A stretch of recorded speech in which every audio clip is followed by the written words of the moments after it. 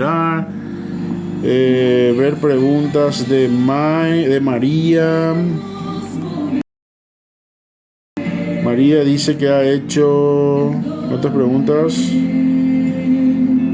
Te adoraré. Qué mal canto, por favor. 15 comentarios hiciste ya. En mí. Una pregunta. ¿El Espíritu Santo, ¿verdad? ¿El Espíritu Santo estará en la tierra durante la tribulación? Probablemente sí, porque el Espíritu Santo seguirá su ministerio. Eso de que dice la gente que es el Espíritu Santo el que se va con la iglesia, no hay referencia de eso, por lo menos en la Escritura. Lo que hay referencia es de que la iglesia se va. Por eso Pablo dice nuestra reunión con Él, no dice la reunión del Espíritu con el Señor. ¿Para qué el Espíritu se quiere reunir con Cristo si el Espíritu es Dios, Cristo es Dios y Dios Padre es Dios? Están en uno solo. Dice que los cielos de los cielos no le pueden contener. Si Él es el creador del universo y está en todo, nosotros estamos en Él. El Espíritu Santo está en todas partes, es Dios, ¿entiendes? No se puede creer que el Espíritu Santo es una palomita. ¿De qué tema están hablando? Dice Luli. De muchos temas, Luli. Buenas tardes, dice Jennifer. ¿Cómo estás? Dios te bendiga, Jennifer. Un gusto tenerte aquí. Catherine dice, cuando nace le pone es Jesús. No entiendo. Yo me pierdo porque las preguntas van muy rápido. Dice, no, sobre qué debemos ser personas, no sé. Pero voy a leer bien, María, porque no quiero que nadie se enoje conmigo. No, sobre de que si vamos a ser personas y viviremos con los hombres en la tierra. No. Hermana María, voy a poner despacio la música, o sea, más suave el volumen. Ahí está, para poder hablar. María, te respondo a tu pregunta. Cuando la palabra dice que nosotros seremos transformados en un cuerpo glorificado, no seremos ya personas. La palabra enseña que seremos como los ángeles. No tendremos, fundamental, hay muchos que van a dejar de ser cristianos, van a salir del live. No habrá sexo. Ya no, chao. Porque seremos como los ángeles. Eso está escrito en Mateo. También va a encontrar en la palabra que dice que nosotros no tendremos ya ni frío, ni calor, ni hambre, ni sed. Y sobre todo, como un cuerpo glorificado como el de Cristo, podemos sentarnos y comer, porque Él también se sentó y comió en el libro de Hechos con sus apóstoles un par de pescados. ¿No se acuerdan? En la playa. Sí. Pero el nombre,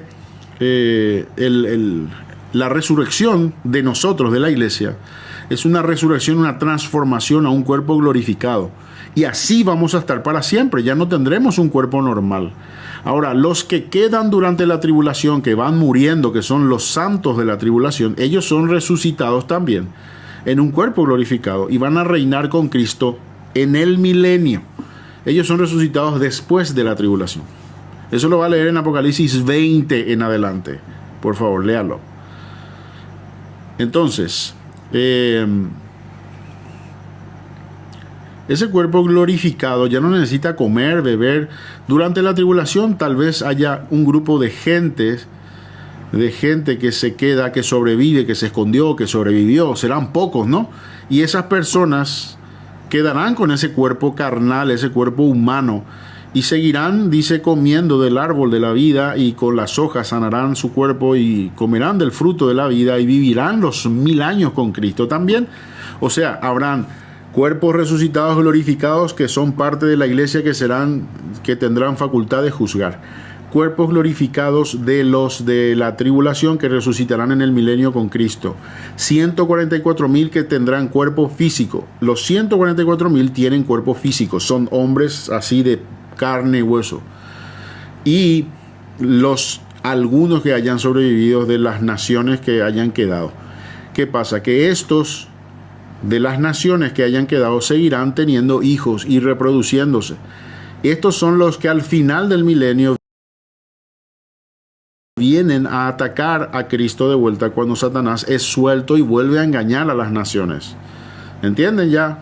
¿Entienden? Espero que entiendan, porque de repente viene alguien otra y ¡pum! Me pregunta la misma cosa y me mata eso. Lo del tema de que Emmanuel, Jesús y no sé qué. Hay que entender, esto está explicado en la palabra. Eso tiene que usted leer en el libro de Mateo. Dice, por favor, ¿puedes repetirlo? No. Hermano, dice, ¿habrá niños post arrebatamiento? No creo. No creo que haya niños. Yo creo que todos los niños se van. Excepto algunos niños que ya no son tan niños, que ya tienen conciencia y que ya hacen lo malo y que no reciben a Cristo, obviamente. Pero los niños, estamos hablando de niños de 0 a 11 años, yo creo que se van todos. Adolescentes, ya no sé. Jóvenes, no tengo ni idea. Eso ya es un poco más vidrioso. Pero obviamente el que ya tiene facultad de decidir, que decida por Cristo, enséñele a su hijo a decidir por Cristo ya, ahora. Y usted entréguese a Cristo, porque el que busca el reino de Dios y su justicia, el resto será añadido. Y ese resto es sus hijos. Su hijo, su esposa, su esposo, su abuela, su tía, su todo. El anticristo sabe que él sí sabe. Yo creo que él ya sabe. Él mismo voluntariamente dijo, yo quiero ocupar ese puesto, porque recuerden que en la tentación, cuando Jesús fue llevado al desierto por el Espíritu y fue tentado por Satanás, Satanás le propuso ser el anticristo. ¿No lo vieron? ¿No lo leen ustedes acaso? Dice, si te postrares delante de mí y me adorares, yo te daré todos los reinos de la tierra. Pues Jesús le dijo, no, gracias, que te vaya bien, chao. El anticristo le va a decir sí.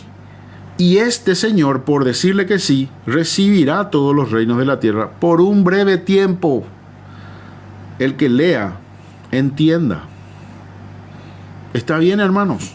Explica, por favor, de dónde se sustenta la Iglesia Católica para decir que es la verdadera. De nada. No se sustenta de absolutamente nada. Ellos se sustentan bajo su propia fantasía. Resulta que si ustedes van a leer el libro de Apocalipsis, capítulo 1 al 3, hay 7 iglesias que el Espíritu nombra a Juan. Y estamos hablando del año 95 de nuestra era. 95 de nuestra era. Y no nombra a la iglesia romana en ningún caso. No dice, a la iglesia de Roma, porque no ha sido fiel. En todo caso se la nombra en Apocalipsis 17, pero no como tal, sino como entra dentro de todo el sistema idólatra. Si no nos hemos ido todavía y está ya impuesta la marca, ¿cómo compramos y pagamos facturas? Ya no se va a poder.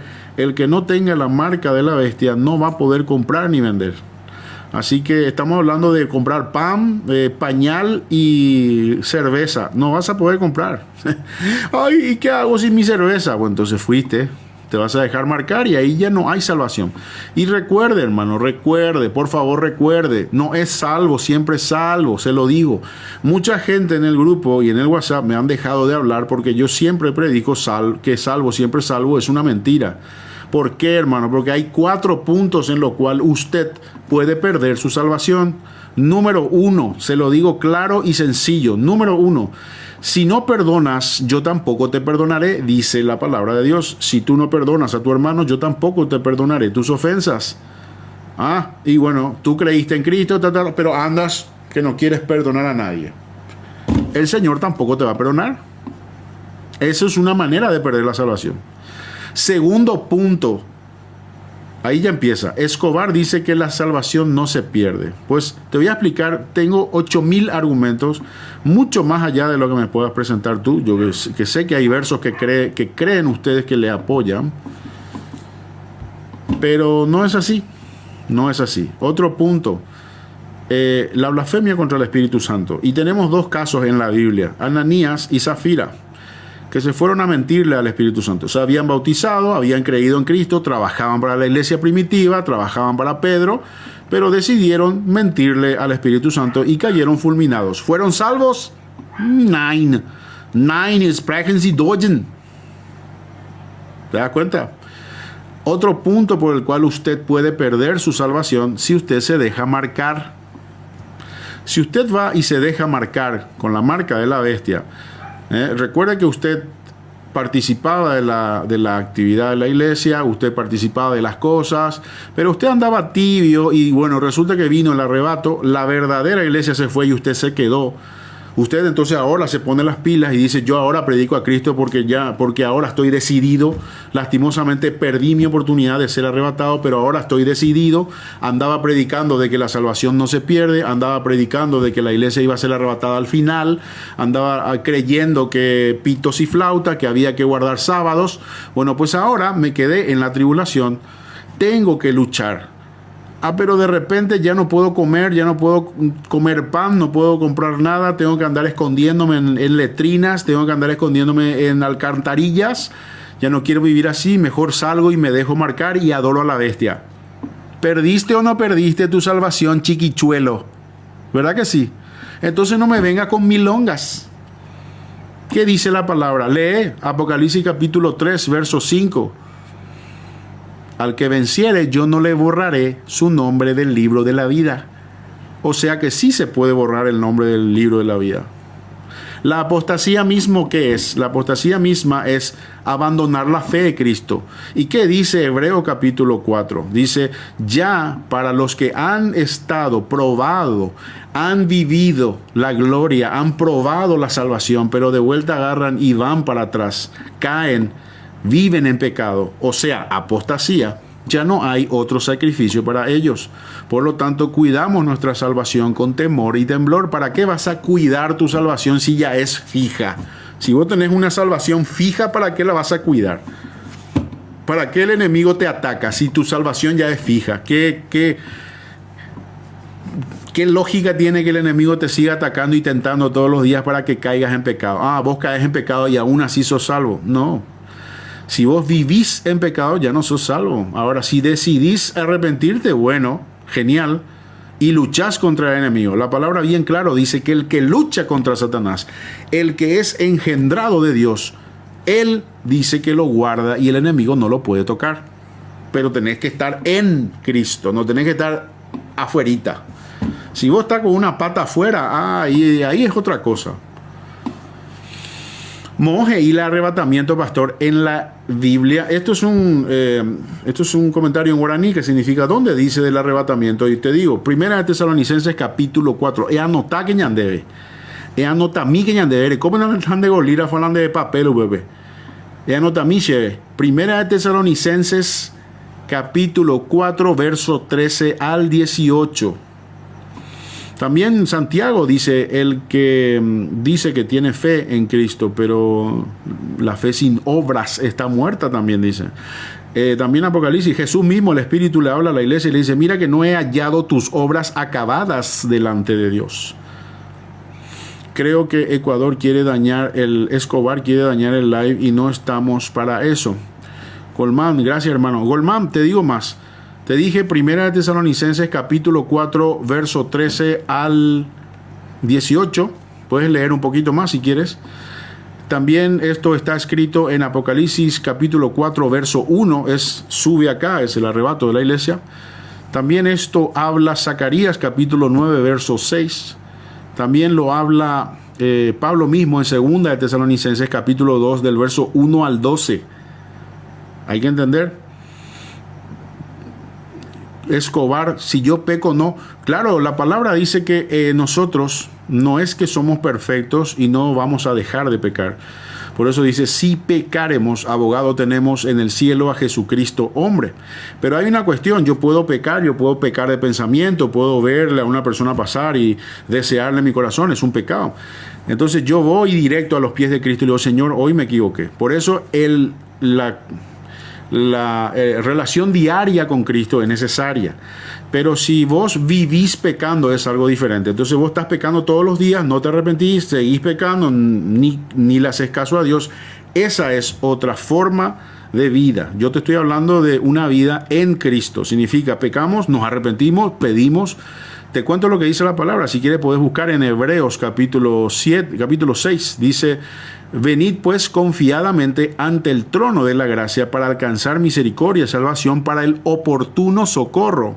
Esto significa que oportunamente vas a salvarte si es que venís rápido a arrepentirte. Pero si vos estás guardando tu pecado, escondiendo el pecado, o sea, te estás morfando a la vecina de enfrente, a escondidas de tu señora, y esto lo tenés bien calladito, eso es un pecado que, estimado hermano, te está llevando al infierno. Porque si hoy vienen a pedir tu vida y morís, no vas a salvarte. No soy para nada. Soy aconfesional. Yo no confieso ninguna historia de esta, ni adventista, culentista, brequelista. La palabra bien claro dice, mira, ¿quiénes sois vosotros? Yo soy de Apolos, yo soy de Pedro, yo soy de Pablo, no, yo soy de Kefas, yo soy de Bernabé. Y el apóstol Pablo reprende esto, dice, ¿por qué hacéis estas divisiones? Yo no me considero de ninguna denominación. Yo estoy hablando de la Biblia. Yo estoy hablando de la palabra. Si querés aprender, aquí estamos para enseñar. Pero no estamos para burlas. Yo te puedo dar un par de oportunidades de responder a tus preguntas siempre que haya respeto. Si faltas el respeto, faltas entonces a la política del canal. Y se te va a bloquear. Los moderadores están ahí pendientes de todo lo que dices. Y con mucho gusto te voy a hablar de la palabra, con mucho gusto. Y si querés escuchar, podés escuchar. Sin ningún problema. Sin compromiso. Aquí no se te va a pedir tampoco ni una monedita, ni un corazón, ni un quiéreme, ningún tap a la pantalla. Menos. Estamos. ¿Qué dice? A ver, Moisés primero dice, claro, hermano, dice, se pierde la salvación. Hay muchos textos. Hay, pero infinidad de textos que hablan de esto. Donde leas, habla la palabra de que sí se puede perder la salvación. Entonces, así es. Bueno, sigamos entonces. Dice, yo digo lo mismo que usted, dice, Dios no es un Dios de división. Correcto, Él no viene a buscar católico, evangélico, pentecostal, unicitario, trinitario, rupertario, abuela pepario, nada de eso Dios viene a buscar. Dios viene a buscar personas fieles y verdaderas, sobre todo personas que han amado al prójimo. Como le estamos amando a Escobar, que dice 1 Corintios 5:5. ¿Por qué no pones el texto? Yo te puedo decir lo que dice 1 Corintios 5:5. Pero una vez más te digo, Escobar, una última advertencia te doy. Si querés crear conflicto en este canal, lo que estás demostrando realmente es tu tremenda inmadurez. Y esto yo no voy a permitir. No entra todo en el chat. Y bueno, está bien poner la primera parte. Con que pongan la primera parte, yo ya voy a saber de qué se trata. Porque no tengo tiempo de estar en el chat y estar buscando y... ¿Me entiendes?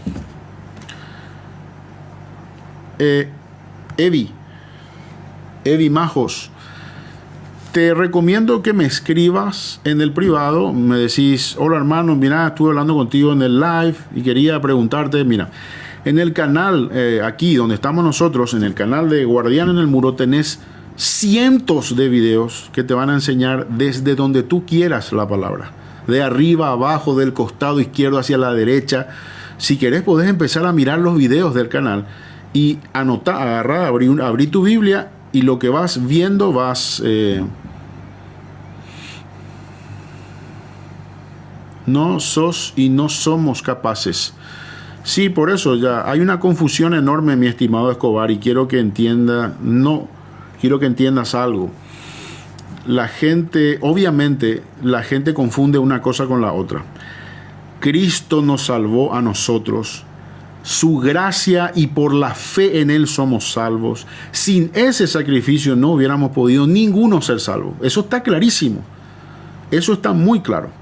Ninguno hubiera podido ser salvo. Y esa salvación es eterna. ¿Saben por qué? Porque hasta que la iglesia sea sacada de en medio, incluso los que se quedan durante la tribulación pueden seguir siendo salvos por medio de la fe. Pero ¿qué pasa? Tiene que cumplir este requisito que te estoy diciendo. Uno no puede decir creo, porque la palabra dice que los demonios creen y tiemblan. Y si vos decís yo creo en Jesucristo y vivís una vida de pecado, no estás creyendo en Cristo. ¿Qué dice Pedro? Si lees el libro de Pedro, el primera de Pedro, dice, aquel que dice que cree en el Señor Jesús y odia a su hermano es un mentiroso. También dice la palabra que aquel que cree en el Señor Jesús y no obra, como dice Santiago, su fe es muerta. Entonces no podemos hablar de fe y no hacer. Hay que hablar de fe y hacer. ¿Cuáles son las cosas que tenemos que hacer? La palabra dice 3 cosas. Apartarse del mal. Eso ya, ahí ya está todo. Apartarse del mal, dice, cuidar a las viudas y a los huérfanos y a los extranjeros en sus tribulaciones. Dice también, por cuanto cuando estuve enfermo me fuiste a visitar, cuando estuve en la cárcel te fuiste a verme, cuando tuve sed me diste de beber y cuando tuve hambre me diste de comer. ¿Se dan cuenta que estas cosas son acciones? Tú ya has creído en Cristo, crees en Cristo, la salvación vino a tu vida, el Espíritu Santo obra en ti y a partir de ahí empiezas a amar al prójimo haciendo demostración del Evangelio.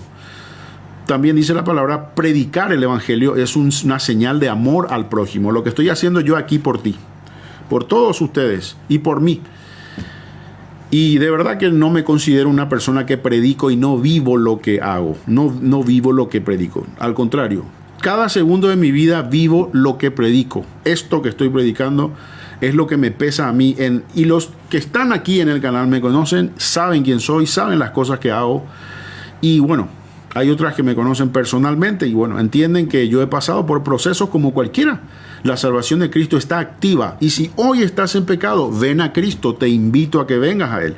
Porque la salvación de Cristo está activa. Su misericordia sigue activa.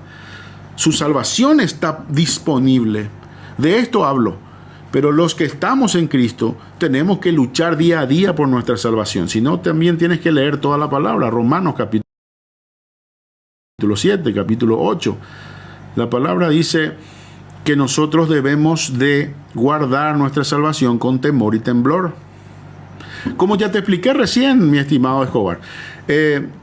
Última oportunidad. Yo estoy predicando la palabra y obviamente yo lo que veo en ti es que tú tienes una idea fija. Y cuando alguien tiene una idea fija de algo que se le enseñó o que escuchó por ahí o que asumió personalmente como algo verídico que va contrario a la palabra, entonces yo no estoy para discutir ni debatir a gente que ya está convencida de un engaño. Yo estoy aquí dedicado a predicar la palabra de verdad y no me voy a distraer por ti. Hermanos, la palabra hay que guardarla y ya te expliqué. Ya dije obras, ya dije cuáles son las obras, ya dije lo que Jesús dijo. Hermanos, por favor, silencien a este señor porque lo que está haciendo es distraer este live, ¿sí? Ustedes, hay como 20 moderadores aquí que todavía no... Ahí está. Gracias, Vicky. Dios te bendiga. Excelente. Sigamos, hermanos, entonces, porque tenemos por delante muchísimas cosas. Es que es una persona que está convencida de lo que ya cree, de su mentira. Y como yo no debato, yo no estoy para debatir la palabra, porque por más que Jesucristo vino a hablar de la palabra y le mataron. ¿Usted cree que a mí me van a escuchar? ¿Usted cree que a mí me va a escuchar una persona que ya está decidida a hacer lo que hace? No. A mí, yo no soy nadie, yo no soy mayor que Cristo. Cristo es mayor que yo. Y Él está predicando el Evangelio desde siempre. Y a Él lo mataron, lo escupieron, lo reventaron, lo pusieron allá en una cruz. Hermano, yo de verdad les digo, yo puedo hacer millones de videos aquí intentando explicar y el que ya está convencido de una mentira no va a haber manera de darle vuelta porque tiene una mente reprobada. ¿Está bien? Bueno, sin hacer caer, si voy los domingos estaría yo adorando a la bestia. Por a mí me dijeron que eso es la iglesia. No, nada que ver. Esas son cosas que no tienen nada que ver, mi estimada Cesarina. El sistema de la bestia va a ser un sistema financiero, político, mundial, que va a cambiar el sistema de cómo comprar y vender las cosas. Va a cambiar, va a haber un sistema de control. Todo lo que estás viendo ahora mismo, como el tema de las criptomonedas y los implantes, los microchips y los implantes estos Neuralink y todas estas cosas son ya una antesala de lo que se va a venir, y esto es un sistema político universal que va a gobernar el mundo. No tiene nada que ver con ir a un templo o ir a otro templo. Lo que sí le digo es que van a intentar unificar también todas las religiones, y quien lo va a promover va a ser Israel, ¿me entienden? Y ya lo está promoviendo. Hay cartas que hablan ya de eso. Hay videos en mi canal que lo dicen y lo explican. Dice: yo estoy decepcionada de eso. Entiendo, nosotros todos también hemos salido decepcionados de los hombres. Dice: maldito el hombre que confía en el hombre. Hay que confiar en Dios. Hay que poner a Dios primero, no a los hombres, ¿sí? Esas nuevas, hay varias, ¿no? Y es que lo que quieren es unificar las religiones abrámicas. Es decir, el Islam, el cristianismo y el judaísmo lo quieren unificar en una sola cosa. Y los judíos quieren ser la cabeza. Hay unas cartas ahí que se le escribieron a Donald Trump que usted la tiene que leer y va a ver cómo ellos ya están planeando realizar este anclaje de todas estas religiones. Bueno, cuando Jesús habla de huyan a los montes en Mateo 24, no se refiere a la iglesia, se refiere a Israel, porque le está hablando a Israel. Hay que leer la palabra. Dice, los que estéis en Judea huyan a los montes. No dicen los que estén en Buenos Aires. Hay que leer eso. Y no, pero es sentido figurado. No. Cuando Jesús está hablando en Mateo 24, le habla a Israel, realmente le está hablando a sus discípulos, pero sus discípulos todavía no son parte de la iglesia. La iglesia todavía no nació. Y cuando Jesús está hablando en Mateo 24, se está refiriendo a lo que va a ocurrir para el pueblo de Israel durante la tribulación. De del inicio, del medio y del final. Léalo bien y va a encontrar eso mismo que le estoy diciendo. Dice primero, entonces oiréis de guerras y rumores de guerra. Mateo 24, verso 6. Nación contra nación, esos serán principios de dolores, os perseguirán, os pasarán a filo de espada y os matarán por causa de mi nombre. Me dan cuenta que eso es lo que el Señor ya está hablando con relación a los primeros muertos de la tribulación. Y luego dice, pero cuando veáis en el lugar santo a la abominación desoladora que habló el profeta Daniel, el que lea entienda, ahí se remite Jesús mismo al libro de Daniel, que es el Apocalipsis de la antigüedad. Daniel habla de que durante 7 años el anticristo va a hacer un pacto con Israel, pero él va a romper el pacto a la mitad de la semana y se va a sentar en el templo y se va a hacer pasar por Dios, se va a hacer adorar como si fuera Dios. Eso mismo lo vuelve a decir Pablo también. Entonces hay que entender que Mateo 24 sí habla del proceso de la tribulación. Escúchenme lo que le estoy diciendo y dejen de escribir porque parece que están escribiendo y no están escuchando lo que le digo. Mateo 24 sí habla de los 7 años de tribulación, del inicio, de la mitad y del final. Y ya acabo de citar de memoria el principio, el medio y ahora iba a decir el final. Pero necesito que la gente se concentre y escuche lo que le digo, porque si no, no entendemos Mateo 24. De hecho, hay un estudio en el canal sobre Mateo 24 y entienda que en Mateo 24, capítulo del 19 al 32, habla ya del final, de cuando Él viene. Dice, y entonces veréis la señal del Hijo del Hombre viniendo con gran gloria y con poder, dice, y todas las naciones se lamentarán. Y bueno, ahí entiende que Cristo está viniendo. Entonces Él habla, Mateo 24, el inicio de la tribulación, la mitad de la tribulación y el final de la tribulación. Ahora, en detalle, si usted quiere saber lo que pasa en cada cosa, vaya a Apocalipsis. Y en Apocalipsis va a encontrar. Del capítulo 1 al capítulo 5 son mensajes para la iglesia, la coronación de Cristo, la iglesia es sacada de en medio. Y en el capítulo 6 empiezan ya los juicios a la tierra. Empiezan ya la ira del Cordero, la ira de Dios, empieza todo hasta el capítulo 19, que es cuando Cristo viene. De todo esto, como les repito, hay estudios en este canal, aquí en TikTok. Aquí usted aprieta esa pelotita ahí arriba donde está este señor que está aquí atrás, ahí arriba, pum, y va a entrar al canal. Y en ese canal usted va a encontrar 110 videos aproximadamente. En esos 110 videos yo explico esto a detalle. Y usted lo puede frenar, pausar, volver a darle play, ponerle volumen, sacarle volumen, bajar a su celular, bajar a su computadora, volver a leer y a estudiar, agarrar su Biblia y decir, ¿será que este loco dice lo que está escrito? Ah, sí, está escrito lo mismo que él está diciendo. Lo que pasa es que ahora le tengo a él explicándome esta porción de la palabra. Qué genial, ahora aprendí algo nuevo, entonces anoto. Y yo le digo esto que le estoy diciendo, se lo repito también a la gente que está conmigo en el canal. Y ni ellos lo hacen, así que muy, muy pocos lo hacen. Hay algunos que lo hacen, otros que no. Pero es fundamental estudiar la.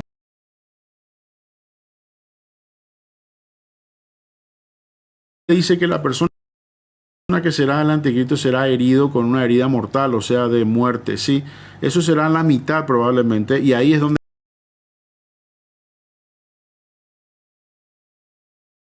de Israel. Ahí creemos que en ese proceso de que le matan al anticristo, o sea, o le hieren de muerte, él toma posesión de él el mismo diablo.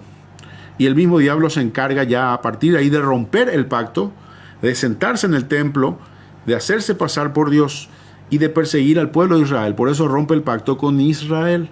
¿Me entienden? Lo van a matar, lo van a herir de muerte, dice la palabra, ¿no? No sé si con algún arma, dice a filo de espada o una espada, no sé. Pero no, esas cosas, ya, o sea, usted tiene que entender que la palabra habla en detalle de las cosas en general, no habla en detalle de lo que, cómo va a ser, con qué arma y con qué bolígrafo se escribió y con cómo van a firmar. Detallitos ya no. Explicarle a tus seguidores en el concepto espiritual por qué no lo van a entender. En el concepto espiritual, Vilma Guzmán. Bueno, dice, paz, hermano, solo paso a saludar, estoy en el trabajo, bendiciones. Hola, Adrián, ¿cómo estás? Dios te bendiga. Qué bueno, hermano. La palabra es espíritu. Vilma, ¿qué estás diciendo, Vilma? Yo estoy hablando con palabra y con espíritu. Así que el que quiera entender, entiende. Y lo que pasa aquí, Vilma, es que la gente a veces no entiende, incluso hablando de manera espiritual. Yo puedo decir, y aún así no van a entender. Ahora yo te voy a decir algo, el que entiende y el que es de Dios sabe, conoce la voz del Señor. Dice, mis ovejas conocen mi voz y saben quién soy y me siguen. Pero las que no son mi oveja, no me conocen, no siguen mi voz, no les importa.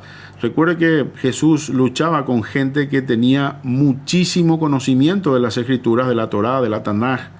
Recitaban todos los días, pero aún así no lo reconocieron, no lo vieron, lo mataron incluso. Ese es el problema. Entonces, el que no tiene al Espíritu Santo no puede escuchar la voz del Espíritu Santo. Yo puedo estar hablando aquí al santo cohete para el que no tiene al Espíritu Santo, pero para el que sabe y el que conoce a Dios, yo no necesito hablar demasiado. Pero para todos, dice Pablo, por todos y para todos, yo predico el Evangelio a tiempo y a destiempo, para que si acaso a uno o a otro pueda llegarle esta buena noticia del reino de Dios. Dice, pero hay que ayudarlos a entender. Yo les ayudo, por eso hago un canal con 200 videos, Vilma. Y en ese canalcito yo pongo los videos. Entonces, por favor, Vilma, si entraste ahora en este live y crees que yo solamente en este live estoy explicando lo que estoy explicando hoy, pues te invito a visitar nuestro canal y ahí en el canal podrás ver que hay 200 videos aproximadamente donde yo explico y mucha gente entiende, otras no. Pero bueno, no se puede ser perfecto para todos. Y no solo en el canal explico, sino que también explico aquí en este live. ¿Está bien? Genial. Entonces sabrás que yo explico lo que explico. De una manera en el live, de manera directa, intentando responder a las preguntas de todos. Y de otra manera lo hago también en los videos. Explico siempre como puedo. En el espíritu, nunca como hombre. Yo siempre le digo al Señor, si yo voy a predicar algo de mi carne, olvida, yo no quiero saber nada. Porque hermanos, nosotros estamos cansados de gente que habla de su propia boca y de su propia sabiduría y no entiende las Escrituras, porque no tiene una relación con el Señor y son címbalo que retiñe. Aquí en Paraguay le llamamos lata paraná. Eso es lo que vamos a escuchar la mayoría de los casos en los distintos templos en donde no hay la palabra, donde no se habla la palabra, donde se habla un evangelio suave, soft.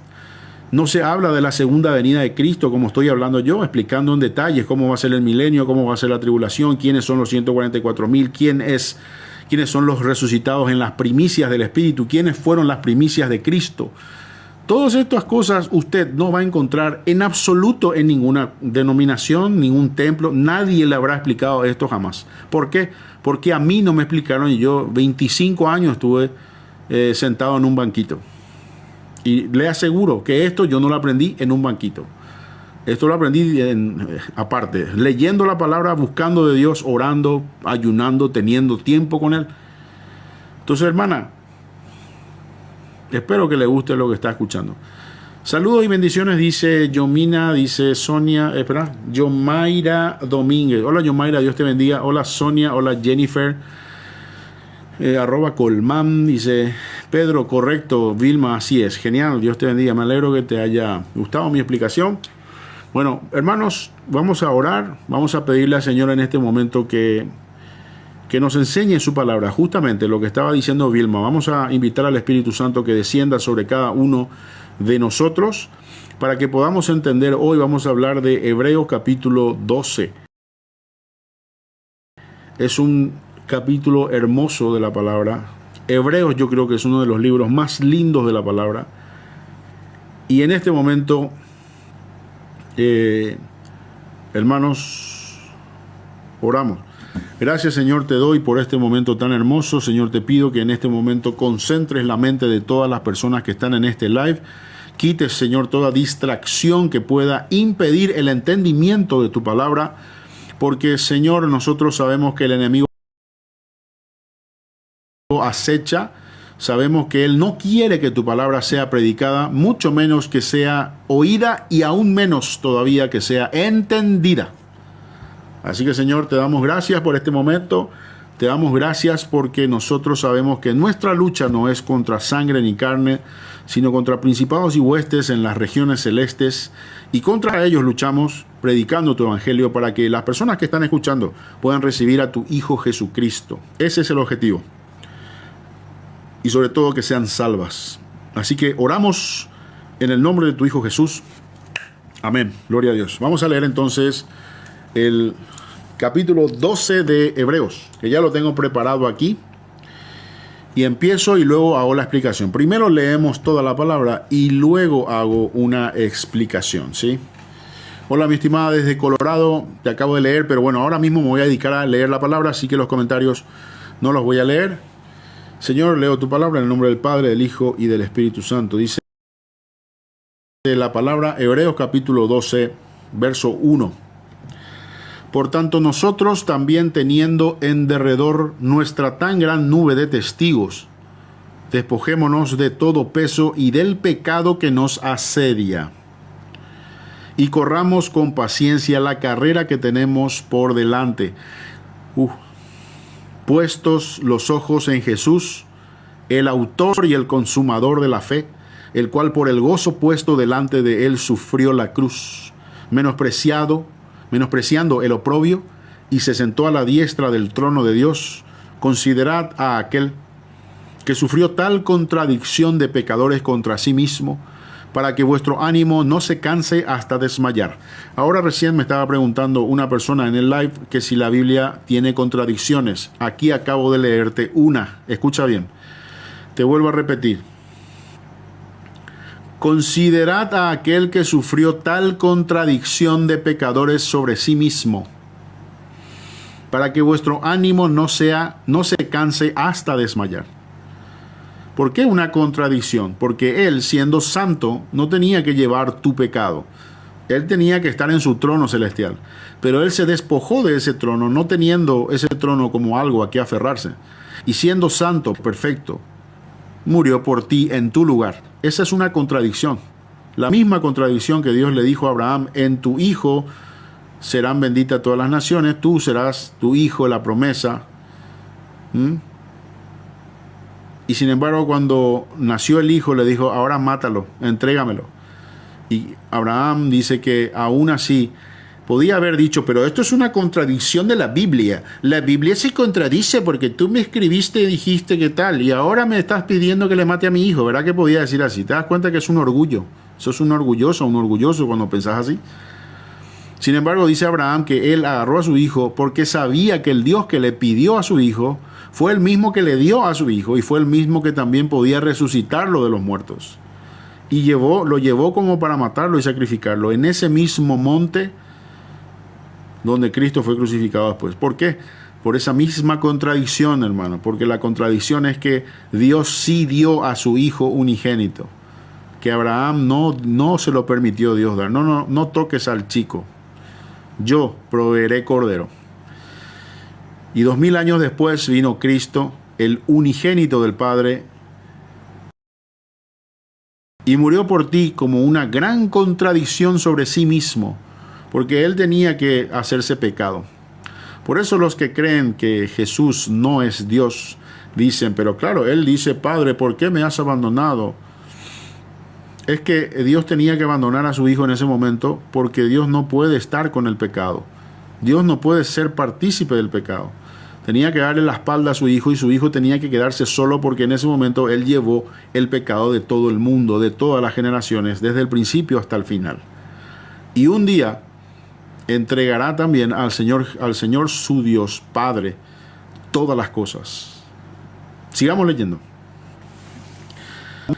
Porque aún no habéis resistido hasta la sangre, combatiendo contra el pecado, y habéis ya olvidado la exhortación que como a hijos se os dirige, diciendo: Hijo mío, no menosprecies la disciplina del Señor, ni desmayes cuando eres reprendido por Él, porque el Señor al que ama disciplina. ¿Te das cuenta? Dice: y azota a todo el que recibe por hijo. Si soportáis la disciplina, Dios os trata como a hijos. Porque ¿qué hijo es aquel a quien el Padre no disciplina? Pero si se os deja sin disciplina, de la cual todos han sido partícipes, entonces sois bastardos. Y si son y no hijos. Por otra parte, tuvimos a nuestros padres terrenales que nos disciplinaban y le venerábamos, ¿por qué no obedeceremos mucho mejor al Padre de los Espíritus y viviremos? Para los que están pasando por tribulación, enfermedad, y cada rato, hermano, esto, y lloran y se lamentan, está bien. Todos pasamos por dificultades, por vicisitudes, por problemas financieros, de familia, de salud, todos. Pero hermano, alábele a Dios, glorifíquele a Dios, porque Dios le está corrigiendo para que usted no caiga en el olvido de que Dios es su Dios. Cuando estamos en prueba es que más nos acercamos a Dios. ¿Por qué? Porque cuando no tenemos qué comer, ¿a quién le pedimos? Cuando ya ningún amigo está a tu lado, cuando ya ni tus familiares están cerca de ti, cuando ya nadie te da trabajo, ¿a quién le pedimos? Dios, por favor, ayúdame. Ajá, pero cuando estabas bien, ¿cuánto tiempo le pediste? ¿Cuánto tiempo tenías para arrodillarte? ¿Cuánto tiempo tenías para leer su palabra? Ah, no, pero ahora que estás sufriendo, ¿también Dios es el culpable? ¿O es que ahora por lo menos te das cuenta de que eras un hijo olvidadizo de los grandes favores que Dios hizo por ti? Acércate a Él ahora, en este momento de prueba. No te alejes de Él. Él quiere que te acerques. ¿Qué pasó con el hijo pródigo? Él cuando estaba mal volvió al Padre. Vuelve al Padre. ¿Usted cree que el hijo pródigo, quien salió a recibirle al hijo pródigo, era el hermano? No. El hermano más bien estaba preguntando que por qué. Pero el padre salió a recibir al hijo pródigo. ¿Entiende?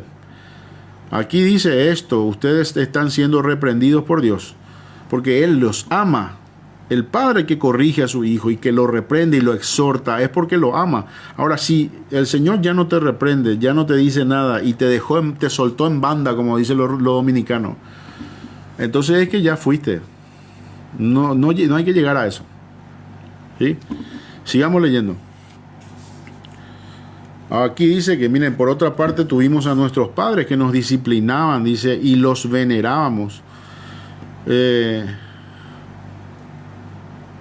¿Cuánto más nosotros tenemos que amar a Dios? Dice, porque nos disciplina siendo Él el Padre de los Espíritus. ¿Cuánto más haciendo caso y viviremos? Dice, y aquellos ciertamente que por pocos días nos disciplinaban como a ellos les parecía, pero para lo que nos es provechoso, para que participemos de su santidad. Es verdad que ninguna disciplina al presente parece ser de gozo, sino de tristeza, pero después da fruto apacible. Apacible es un sinónimo de paz, de justicia a los que en ella han sido ejercitados. Y otra cosa, Jesús siendo Dios, Él vino a pasar por dificultades. Él no tenía dónde posar su cabeza, Él a veces no tenía que comer, Él a veces no tenía dónde dormir. Él nació en un pesebre, no como tú que naciste en un hospital, en una cuna de cristal. Él fue como hombre el que menos, y dice, y siervo de todos. Y usted no quiere pasar por prueba, usted no quiere sufrir, usted solo quiere prosperidad, hace declaraciones, yo declaro, bim, bam, bum, bim, bam, bum, bim, bam, bam. Mentira, entonces son todas mentiras, todas son mentiras. Usted lo que tiene que es recibir disciplina. Está bien, me alegro, TikTok. Yo estoy hablando de que a lo mejor no naciste en un bebedero de vaca. Habrás nacido en el rancho, pero en la cama de tu mamá, pero no naciste en un pesebre, ¿verdad que no? Bueno, a eso me refiero. Hay que tener claro lo que estoy hablando, ¿sí? Para que nadie esté ahora diciéndome cosas que no vienen al caso. Sí, entonces, por lo cual levantad las manos caídas y las rodillas paralizadas. ¿Escuchó?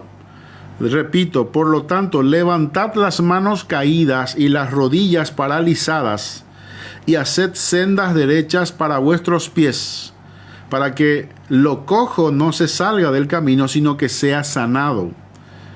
Repito, sea sanado. Hermano, demasiado caso tenemos de mi abuela está enferma, mi tío está enferma, mi perrito está enfermo, mi abuela Pepa está enferma. Haga esto. Este es la receta, ¿sí? Por favor. Levantad las manos caídas. El que esté pasando por prueba, levante las manos caídas ahora. El que esté con sus rodillas paralizadas, haga sendas derechas para sus pies, para que lo cojo no salga del camino, sino que sea sanado.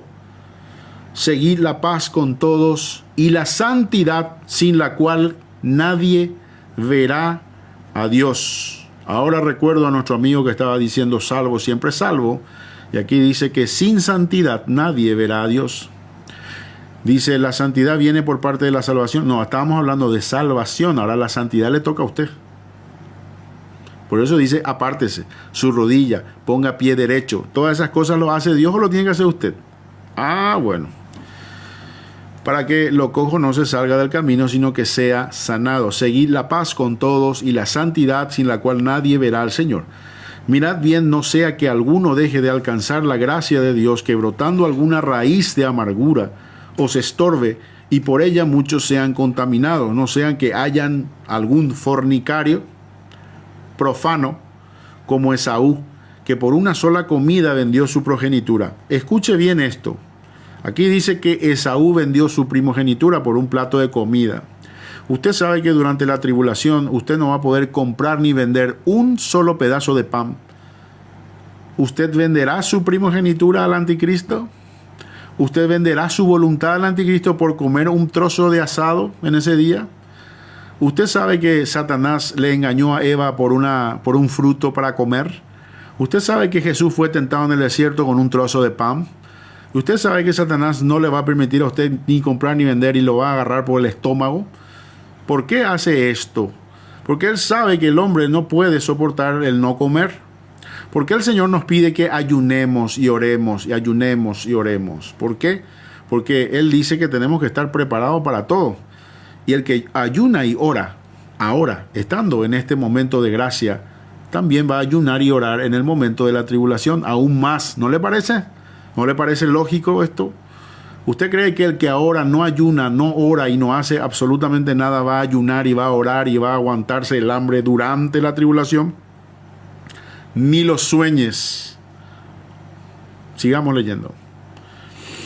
Porque ya sabéis que aún después, deseando heredar la bendición, fue desechado y no hubo oportunidad para el arrepentimiento, aunque procuró con lágrimas Esaú volver a recuperar su primogenitura. Porque no os habéis acercado al monte que se podía palpar, y que ardía en fuego, en la oscuridad, y en las tinieblas, y en la tempestad, y al sonido de la trompeta, y a la voz que hablaba, la cual los que la oyeron rogaron que no hablase más. Usted recuerda que en Éxodo capítulo 19, verso 16, dice que la voz de Dios se escuchaba como trompeta desde la montaña. La voz de Dios se escuchaba como una trompeta desde la montaña. Y las personas no querían escuchar esa voz. No soportaban el sonido de esa voz. ¿Cómo es que el Señor va a transformar a su pueblo y llamar al pueblo y los va a arrebatar? Con un sonido de trompeta. El mundo no va a estar listo para escuchar esta trompeta. Es una trompeta que ellos prefieren no escuchar.